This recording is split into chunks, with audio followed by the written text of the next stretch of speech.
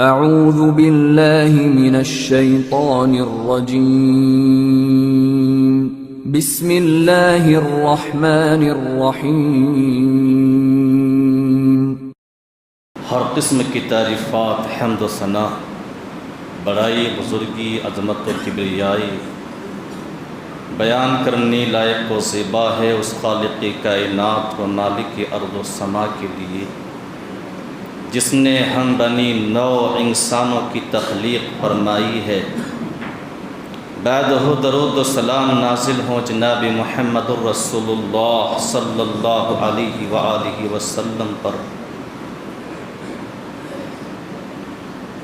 کہ جنہوں نے بڑے بڑے مصائب و تکالیف کا سامنا کر کے اس دن اسلام کو دنیا کے گوشے گوشے اور چپے چپے تک پھیلایا ہے۔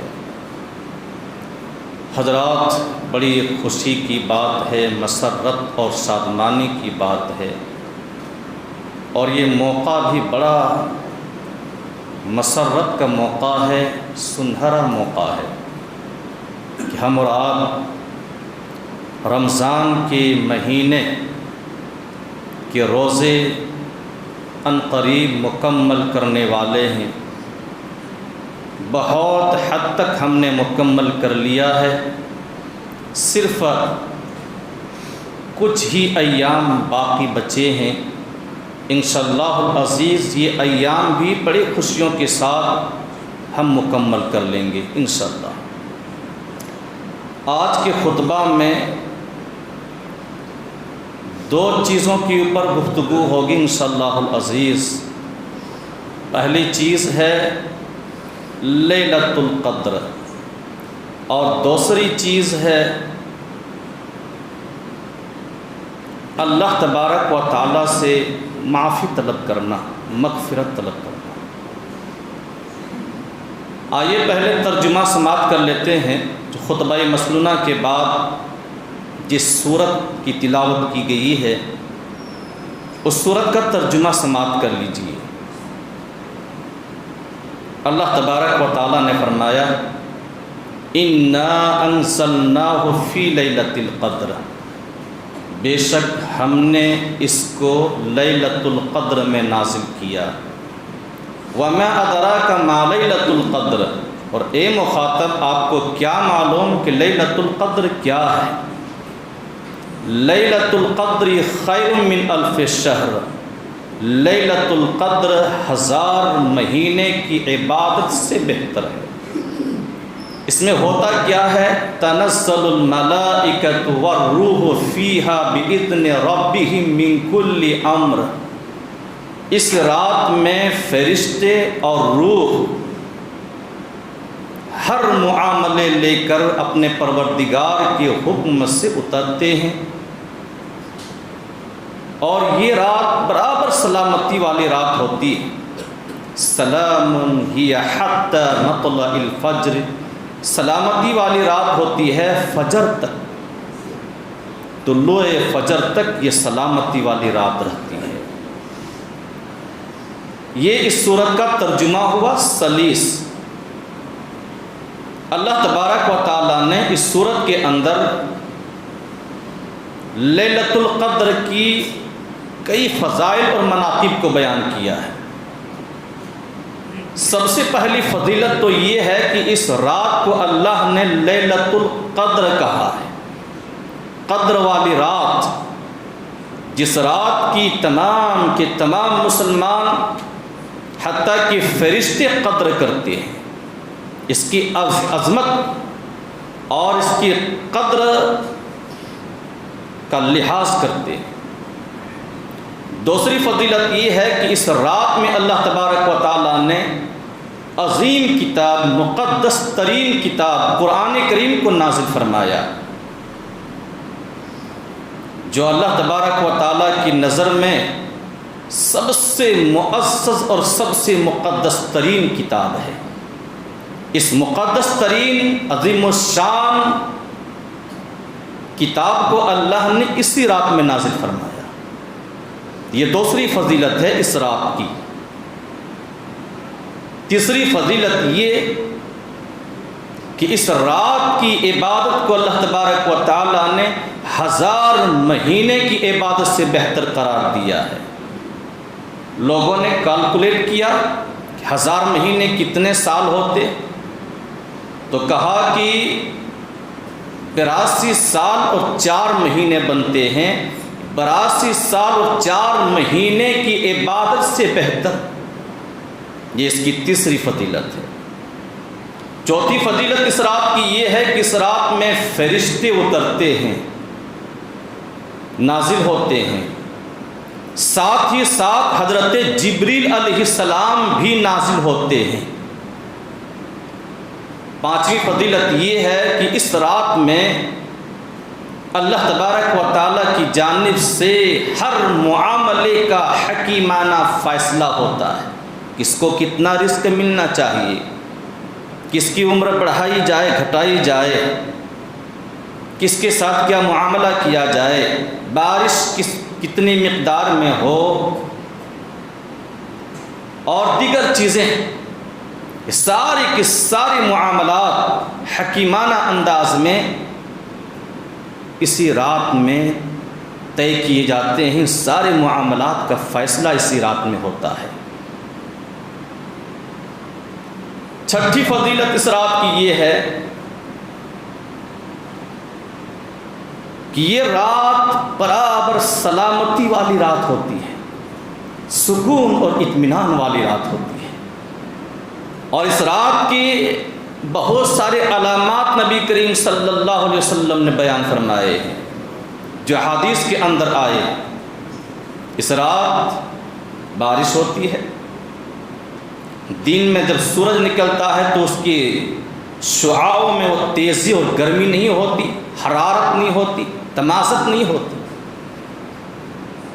اور بہت سارے اس لیلۃ القدر یعنی اس رات قدر کی رات میں ایک ایسی ساعت ہے جس میں سارے پیڑ پودے سب کے سب اللہ تبارک و تعالیٰ کے سامنے جھک جاتے ہیں، اور یہ ساعت اگر کسی کو نصیب ہو جائے اور وہ دعا کر دے، اس کی دعا کو اللہ تبارک و تعالیٰ قبول کر لیتا ہے۔ یہ چھٹی فضیلت ہے۔ اور ساتویں فضیلت یہ ہے کہ یہ رات تہائی، ثلث اور نصف نہیں بلکہ طلوع فجر تک رہتی ہے۔ اس رات کی یہ فضیلت ہے لیلۃ القدر جسے کہتے ہیں۔ لیلۃ القدر کس اشرا میں آتی ہے؟ نبی کریم صلی اللہ علیہ وسلم نے فرمایا، عائشہ رضی اللہ تعالی عنہ راویہ یہ حدیث ہیں، کہتی ہیں نبی کریم صلی اللہ علیہ وسلم نے فرمایا، تحروا لیلۃ القدر فی الوتر من العشر الاواخر من رمضان۔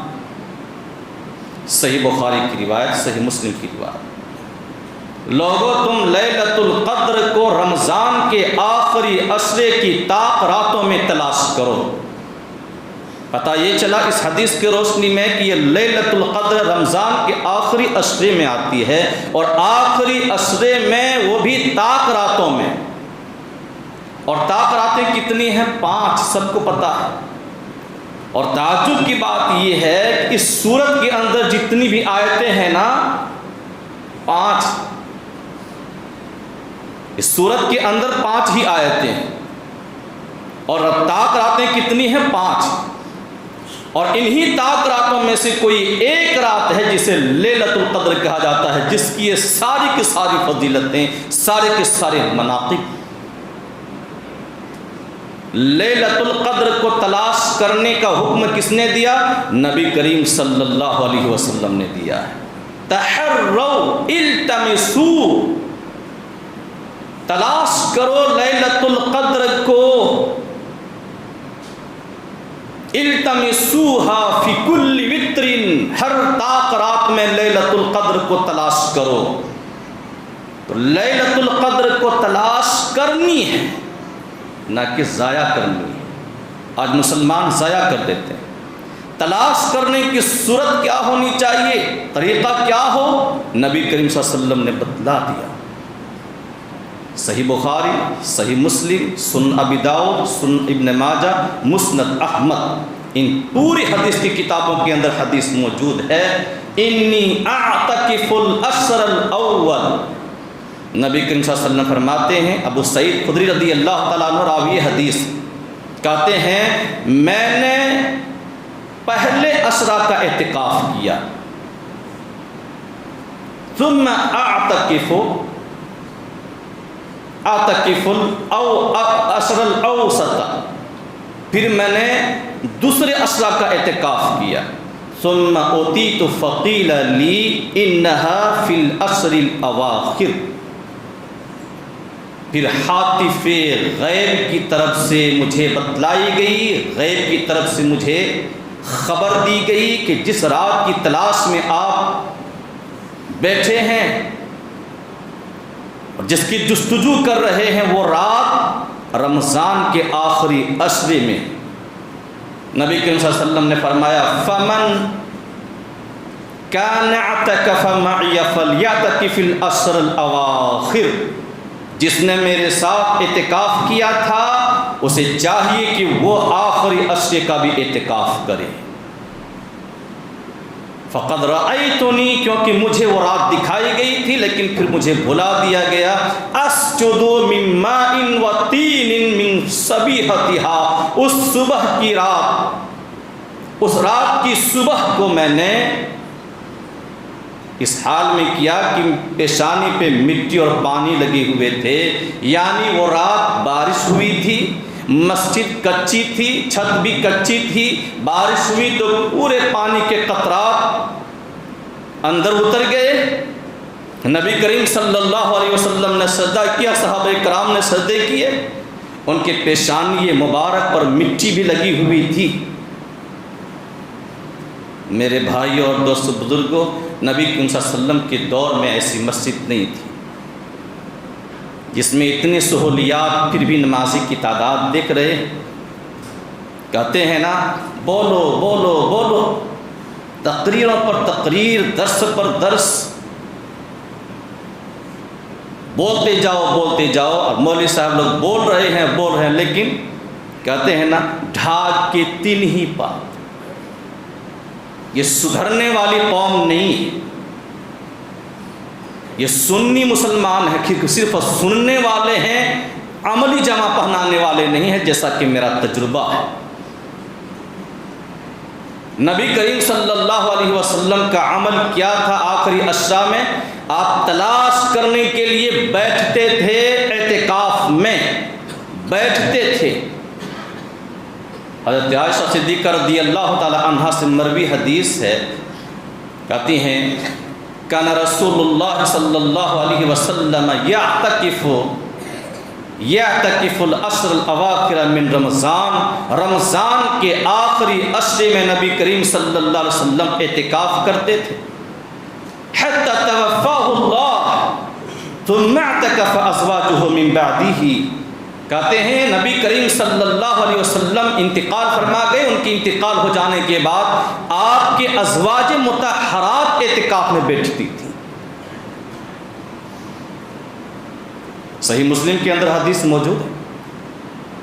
یہ اعتکاف کسی دور میں ختم نہیں ہوا، مسلمانوں نے اس سنت مؤکدہ کو ختم نہیں ہونے دیا، اب دھیرے دھیرے جگہ جگہ سے ختم ہونے لگا ہے۔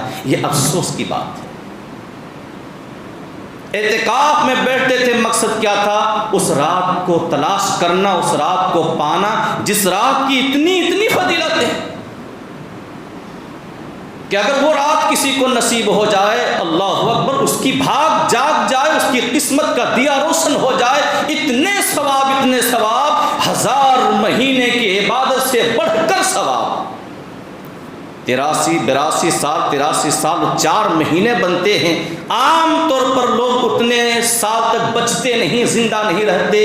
ایک رات کی عبادت اگر کر لی جائے، اتنے سال اور مہینے کا ثواب۔ اللہ، اسی رات کی تلاش کے لیے نبی کریم صلی اللہ علیہ وسلم بیٹھا کرتے تھے۔ رات کیسے گزارتے تھے؟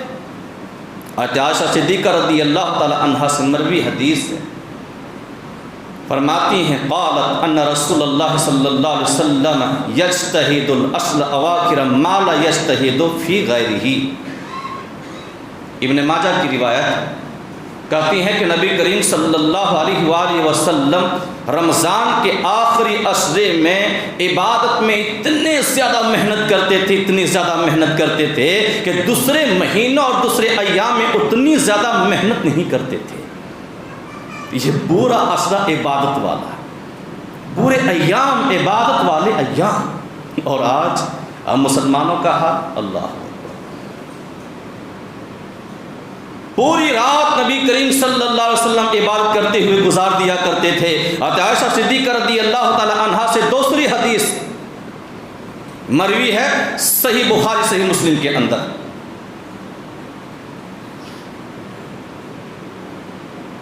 کان النبی صلی اللہ علیہ وسلم اذا دخل العشر شد مئزرہ واحیا لیلہ وایقظ اہلہ۔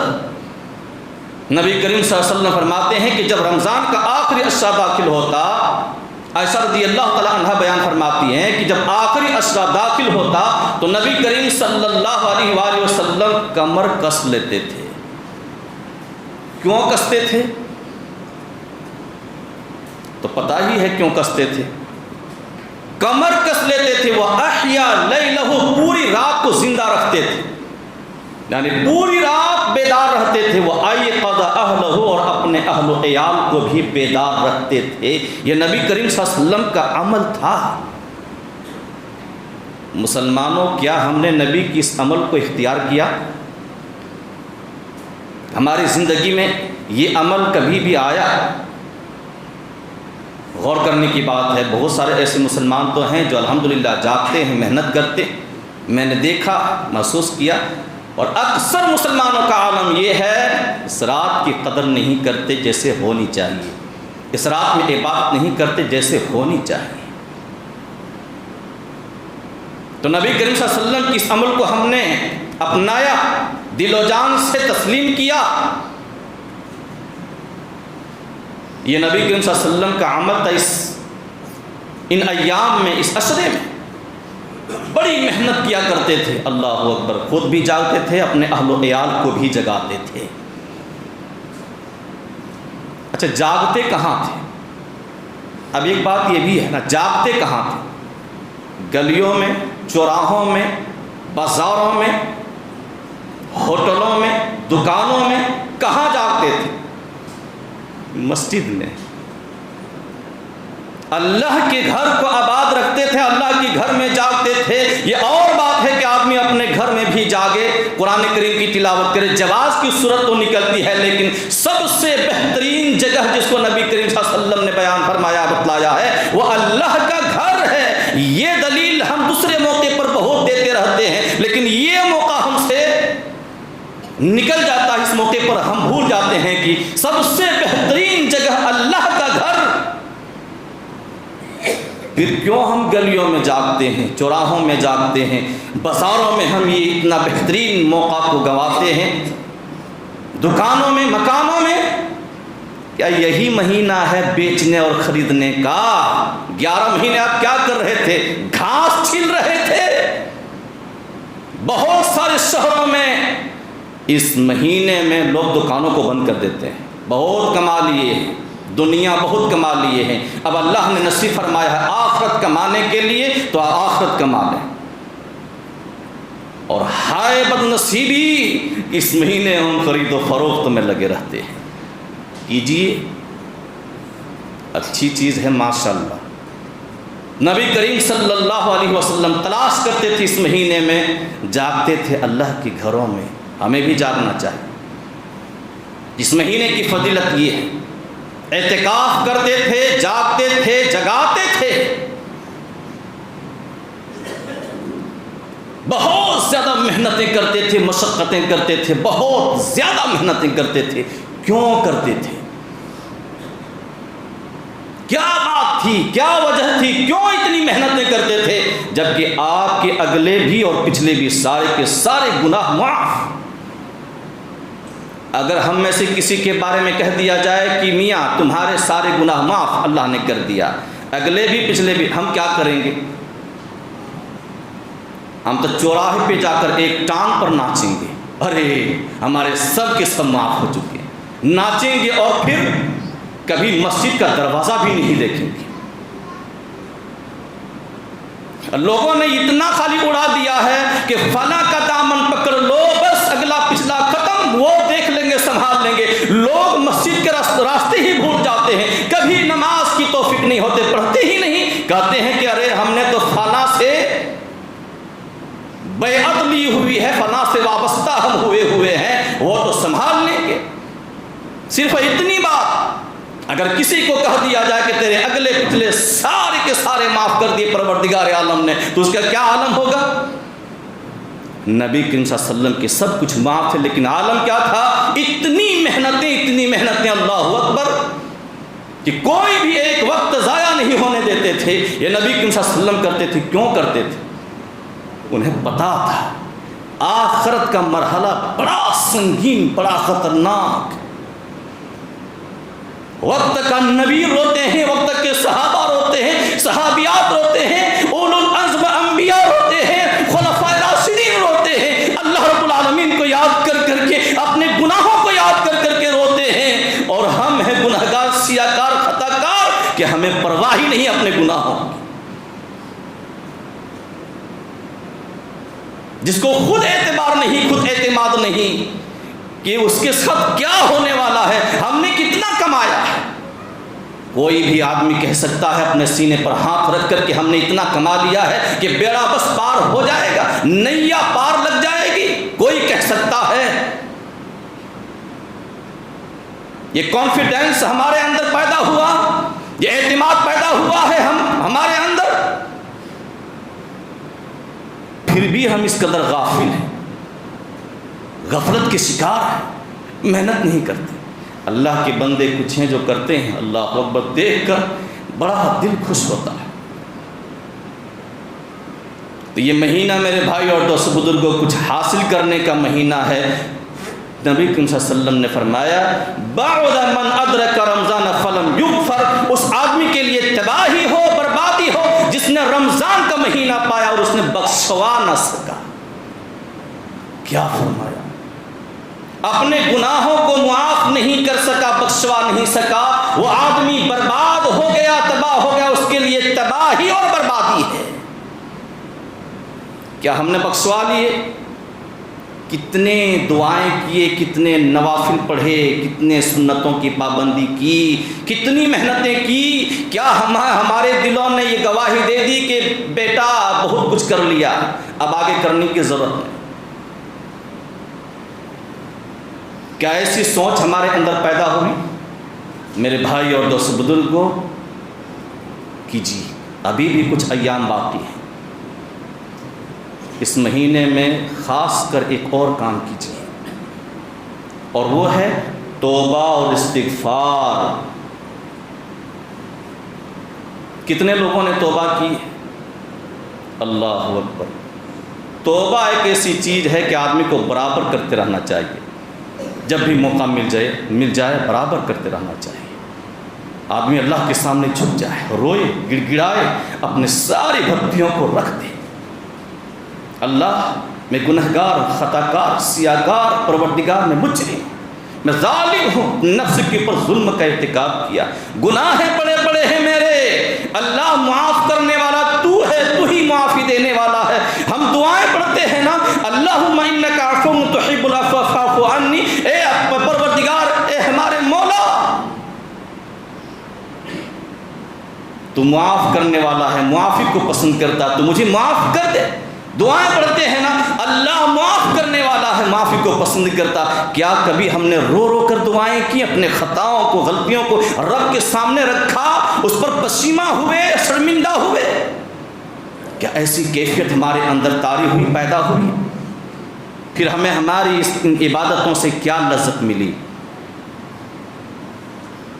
اور ملے گی کیسے؟ کہتے ہیں نا، انگریز کے بارے میں لوگ کہا کرتے تھے یہ تن کے گورے اور من کے کالے ہیں، یہ مسلمانوں کے اوپر پھٹ آتا ہے، یہ تن کے کچھ اور ہے اور من کے کچھ اور ہے۔ اور میں تجربے کی بات کہتا ہوں کہ مسلمان، آج کے دور کے مسلمان دنیا دار تو ہیں لیکن دیندار نہیں ہیں۔ یہ نوٹ رکھیے اپنے دل و دماغ کے اندر بات، دنیا دار ضرور ہے لیکن دیندار نہیں ہے۔ دیندار ایسے نہیں ہوتے،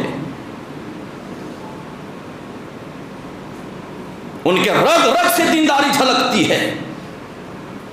کہاں گئی ہماری دینداری؟ ذرا بھی انقلاب ہماری زندگی میں نہیں، ہمارے معاملات میں انقلاب نہیں، ہمارے رہن سہن میں انقلاب نہیں، ہمارے اخلاق اور کردار میں انقلاب نہیں۔ اور عبادت تو وہ ہے کہ انسان کو بدل کر رکھ دے، نماز تو وہ ہے کہ انسان کے اندر تبدیلیاں پیدا کر دے، اسلام تو وہ ہے کہ انسان کے اندر ہر ایک حیرت انگیز تبدیلی پیدا کر دے، ایمان تو وہ ہے کہ انسان کو کہیں سے اٹھا کر کہیں لا کر رکھ دے۔ انقلاب کا نام ہے ایمان، اور اس مہینے میں اگر ہمارا ایمان نہیں جاگا تو ہم نے کیا کمایا؟ استغفار کیجئے، جتنے بھی نبی آئے اس دنیا کے اندر سب کا سوا رہا ہے استغفار کرنا اور معافی طلب کرنا۔ آدم علیہ السلام کی ہسٹوری اٹھا کر دیکھ لیجئے، خطائیں ہوئی، اللہ تبارک و تعالیٰ نے زمین پر پھینک دیا، کہا جاؤ۔ غلطیوں کا احساس ہوا، فوراً معافی مانگنا شروع کر دیا، ربنا ظلمنا انفسنا وان لم تغفر لنا وترحمنا لنکونن من الخاسرین۔ دونوں میاں بیوی، یہ ہمارے پروردگار، ہم نے اپنے نفس کی پر ظلم کر بیٹھا ہے، اگر تو نے ہمیں بخش نہیں دیا، معاف نہیں کیا، ہم پر رحم نہیں کیا تو ہم ٹوٹا پانے والوں میں سے ہو جائیں گے، خسارہ اٹھانے والوں میں سے ہو جائیں گے۔ آدم علیہ السلام کو غلطی کا احساس ہوا، رب کے سامنے گر گئے، گڑ گڑانے لگے۔ آدم ثانی حضرت نوح علیہ السلام کی ہسٹوری کو دیکھیے، آنکھوں کے سامنے بیٹا ڈوب رہا ہے، کہنے لگے پروردگار میرا بیٹا ڈوب رہا ہے، تو تیرا وعدہ ہے اور تیرا وعدہ برحق ہے، یہ میرے اہل میں سے ہے۔ اللہ تبارک و تعالیٰ نے ڈانٹ پلائی، کہا تجھے پتا نہیں ہے تیرے اہل میں سے نہیں ہے، ایسی چیز کے بارے میں تو سوال کیوں کرتا ہے جس کا علم تیرے پاس نہیں؟ احساس ہوا، آتے نوح علیہ السلام کو دعا مانگو، الا تغفر لنی وترحم، پروردگار میں نے ایسی چیز کے بارے میں سوال کر دیا جس کا علم میرے پاس نہیں، میں پناہ طلب کرتا ہوں، تو نے مجھے معاف نہیں کیا، میرے اوپر رحم نہیں کیا، اکن من الخاسرین، تو میں خسارہ اٹھانے والوں میں سے ہو جاؤں گا، ٹوٹا پانے والوں میں سے ہو جاؤں گا۔ جتنے بھی نبی آئے سبوں نے اللہ تبارک و تعالیٰ سے معافی طلب کی ہے۔ آخری نبی جناب محمد رسول اللہ صلی اللہ علیہ وسلم کے بارے میں آتا ہے، صحابہ کرام فرماتے ہیں نبی کریم صلی اللہ علیہ وسلم ایک مجلس میں 100 مرتبہ یہ دعا پڑھتے تھے، رب اغفر لی وتب علی انک انت التواب الغفور، میرے پروردگار تو میرے گناہوں کو بخش دے، معاف کر دے، تیرے حضور میں توبہ کرتا ہے، میری توبہ قبول فرما لے۔ اللہ تو تواب ہے، توبہ قبول کرنے والا، اور غفار ہے، غفور ہے، بخشنے والا، مجھے معاف کر دے میرے مولا۔ نبی کریم صلی اللہ علیہ وسلم معافی طلب کیا کرتے تھے۔ اللہ تبارک و تعالیٰ نے آپ کے اوصاف بیان فرمائے، واستغفر اللہ ان اللہ کان غفور الرحیم، میرے حبیب آپ استغفار طلب کیجئے، مغفرت طلب کیجئے، استغفار کیجئے، معافی طلب کیجئے، بے شک اللہ تبارک و تعالیٰ بخشنے والا ہے، معاف کرنے والا ہے۔ جتنے مومن ہیں نا، سارے کے سارے مومنوں کو یہی حکم ملا ہے، توبوا الی اللہ جمیعا ایھا المؤمنون لعلکم تفلحون، سورہ نور کی آیت۔ اے ایمان والو تم سب کے سب اللہ تبارک و تعالیٰ کی جناب میں توبہ کرو، یا ایھا الذین آمنوا توبوا الی اللہ توبۃ نصوحا عسى ربکم ان یکفر عنکم سیئاتکم ویدخلکم جنات تجری من تحتها الانہار یوم لا یخزی اللہ النبی والذین آمنوا نورہم یسعی من بین ایدیہم وبایمانہم۔ اللہ تبارک و تعالیٰ نے سورہ تحریم 8 نمبر کی آیت میں بیان فرمایا، اے ایمان والو تم اللہ تبارک و تعالیٰ کے حضور سچی توبہ کرو، توبۃ نصوحا، توبۃ نصوحا، سچی توبہ کرو، اس میں ریاکاری نہیں ہونی چاہیے، دکھاوا نہیں ہونی چاہیے، سچ سچی توبہ کرو پھل ملے گا. کیا پھل ملے گا؟ اللہ تبارک و تعالیٰ تمہارے گناہوں کو مٹا دے گا. ایسے باغات میں داخلہ فرمائے گا جن کے نیچے نہریں بہہ رہی ہیں. اللہ اکبر. اور قیامت کے دن اللہ تبارک و تعالیٰ نبی کو اور اس نبی کے اوپر ایمان لانے والے کو ذلیل اور رسوا نہیں کرے گا، خوار نہیں کرے گا. نورہم یسعی من بین ایدیہم و بایمانہم. ان کے سامنے نور ہوگا اور دائیں جانب نور ہوگا، روشنی ہوگی. اسی نور کی وجہ سے وہ پل صراط کراس کرے گا اور جنت میں جائے گا. یہ بدلے میں ملے گا اگر تم نے سچی توبہ کی. تمام مومنوں کو یہی حکم ہوتا. اللہ اکبر. جو بندے اللہ کے سامنے توبہ کرتے ہیں، استغفار کرتے ہیں، اللہ نے ان کی تعریف کی. سورہ آل عمران سورہ نمبر 3 آیت نمبر 16 اور 17 پڑھی. ان کی تعریف کی اللہ نے.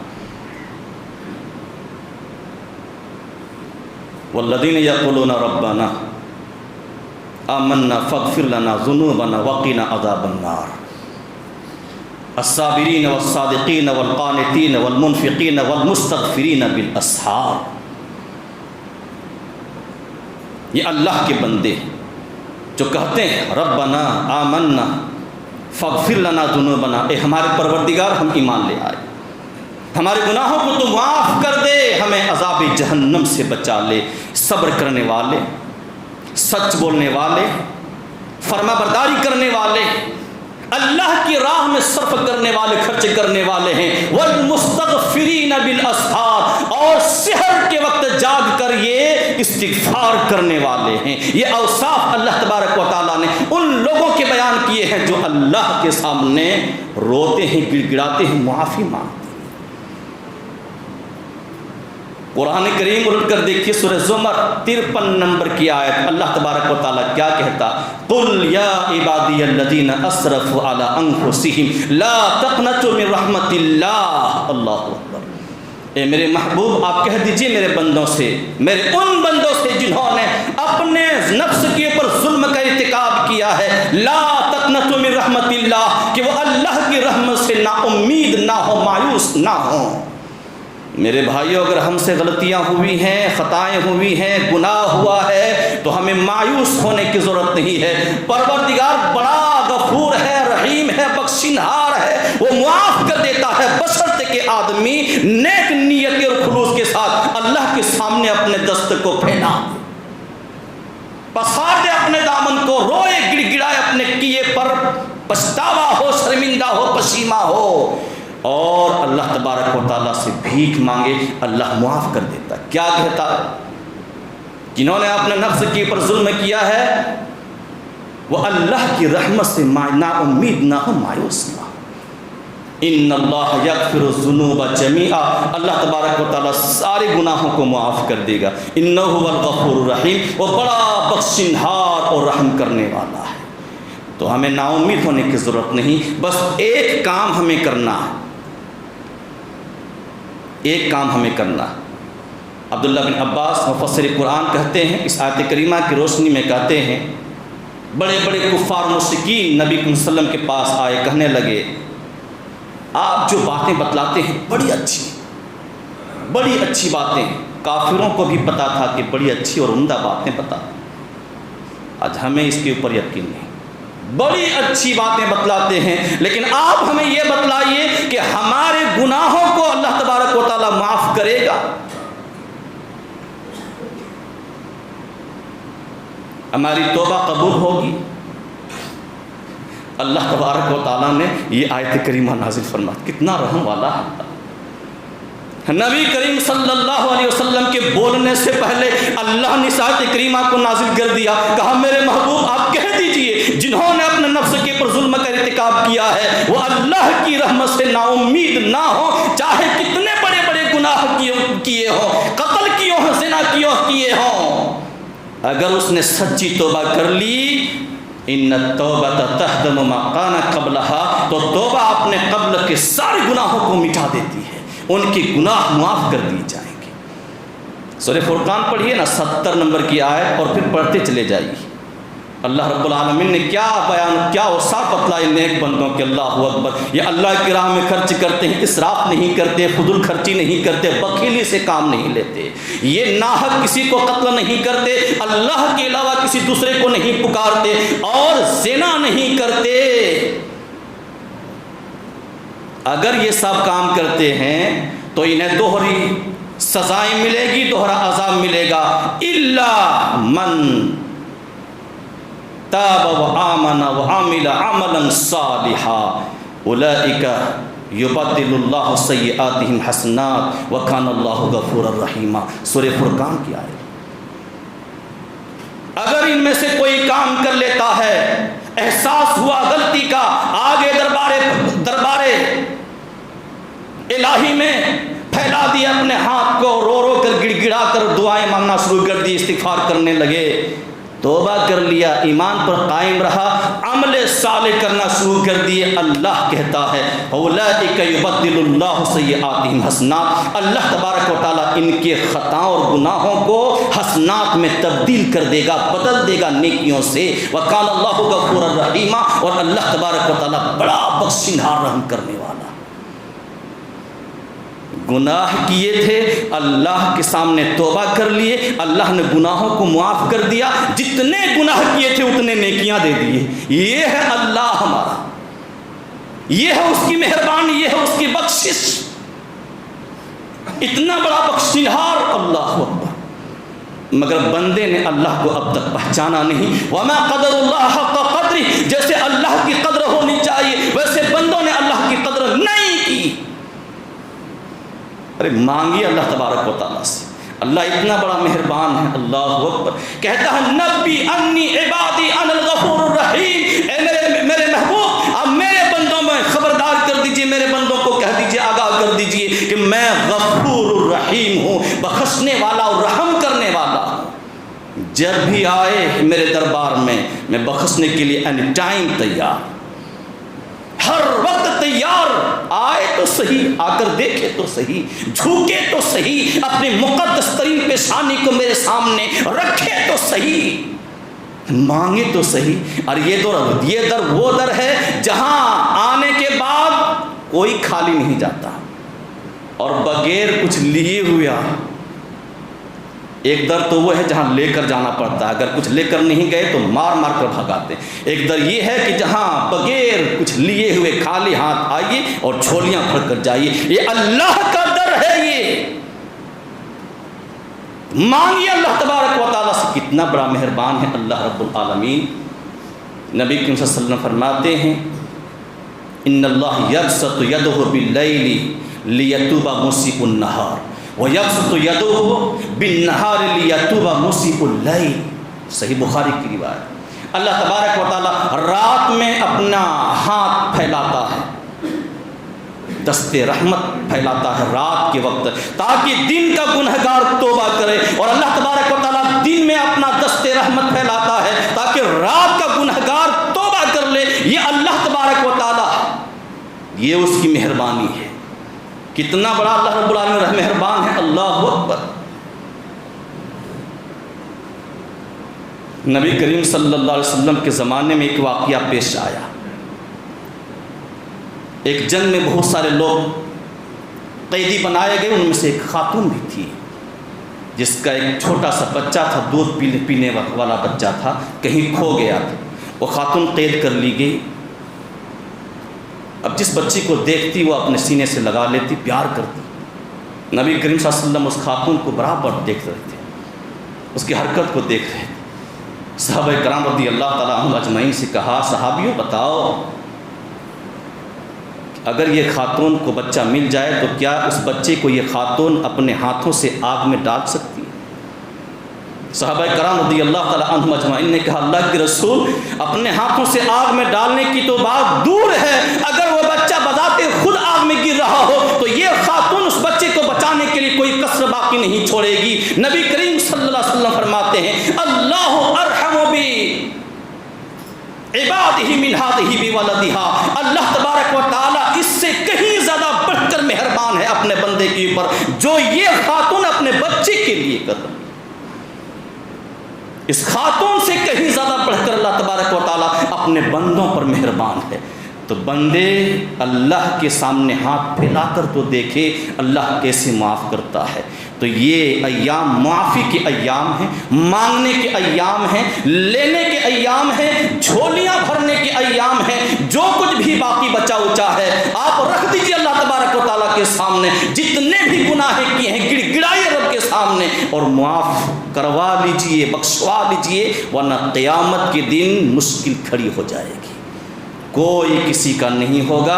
یوم یفر المرء من اخیہ و امہ و ابیہ و صاحبتہ و بنیہ لکل امرئ منہم یومئذ شأن یغنیہ، کوئی کسی کا نہیں ہوگا میرے بھائی اور دوستو بزرگوں۔ خون کے آنسو رونے پر مجبور ہو جاؤ گے، یہ ایک مولوی صاحب یہاں کھڑے ہو کر کریں، معافی مانگیں، توبہ کیجئے۔ نبی کریم صلی اللہ علیہ وسلم فرماتے تھے یا ایھا الناس توبوا الی ربکم فواللہ انی لاتوب اللہ عز وجل فی اليوم 100 مرہ۔ نبی کریم صلی اللہ علیہ وسلم کہا کرتے تھے اے لوگوں تم اپنے رب کے سامنے توبہ کرو، استغفار کرو، اللہ کی قسم میں ایک دن میں اپنے پروردگار کے سامنے 100 مرتبہ توبہ کرتا ہوں، استغفار کرتا ہوں۔ توبہ کیجئے، روئیے، گڑ گڑائیے، معافی مانگیے اللہ تبارک و تعالیٰ سے اور اپنے گناہوں کو معاف کروا لیجئے۔ اللہ تبارک و تعالیٰ سے دعا کیجئے بار الہ ہم تمام مسلمانوں کے گناہوں کو تو معاف فرما دے، مولا کریم تو ہم سب کے روزوں کو قبول فرما لے، ہمارے قیام اللیل کو قبول فرما لے، پروردگار عالم ہماری نمازوں کو، صدقہ و خیرات کو قبول فرما لے، پروردگار عالم تو ہم سب کو لیلۃ القدر نصیب فرما، پروردگار عالم ہم سب کو اس ماہ مبارک سے پورا فائدہ عطا فرما، پروردگار عالم ہم تمام مسلمانوں کے ساتھ خیر کا معاملہ فرما۔ اللہ ہم سب گناہ گار ہیں، سیاہ کار ہیں، خطا کار ہیں، مولا کریم تو ہم سب کے گناہوں کو معاف فرما دے، ہمارے گناہوں پر معافی کا قلم کھینچ دے، پروردگار عالم تو جب تک ہمیں زندہ رکھ، ایمان پر زندہ رکھ، جب تو موت الہی ایمان کی حالت پر موت دے۔ آمین وآخر دعوانا الحمدللہ رب العالمین وصلی اللہ علیہ وآلہ وسلم۔